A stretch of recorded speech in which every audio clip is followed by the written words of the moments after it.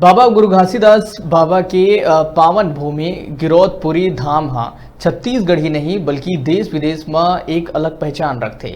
यहाँ के जैत खमला देखे बर दुरिहा दुरिहा ले लोगन आथे और ये बेजोड़ नमूना ला देख के आश्चर्यचकित हो जाते।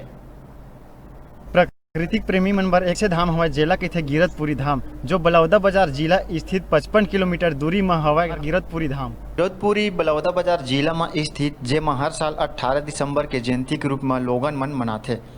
जेमा गिरौदपुरी धाम में 12 महीना श्रद्धालु मन दर्शन करेला आथे। श्रद्धालु मन के मन ला मोहे वाला बड़े जैत खाम, जेला कुतुब मीनार से भी उच्च जैत खाम बताए जाते। रोग ठीक होए वाला पानी में 2 ऐसे कुंड है जेला अमृत कुंड, चरण कुंड के नाम से जाने जाते। संग में लोगन मन के मन ला मोहे वाला और दर्शन बर पवित्र मंदिर बघवा माड़ा, जोख नदी, जंगल, छाता पहाड़, वहाँ के चिड़ै चुरगुन, बेंद्रा, मयूर, हिरन आसानी ला देखे बर मिलते। गिरौदपुरी में एक ऐसे पहाड़ है जेला भूया ला अलग बताए जाते, जेला दर्शन करे बर और देखे बर 12 महीना लोगन मन के भीड़ वहाँ लगे रहते।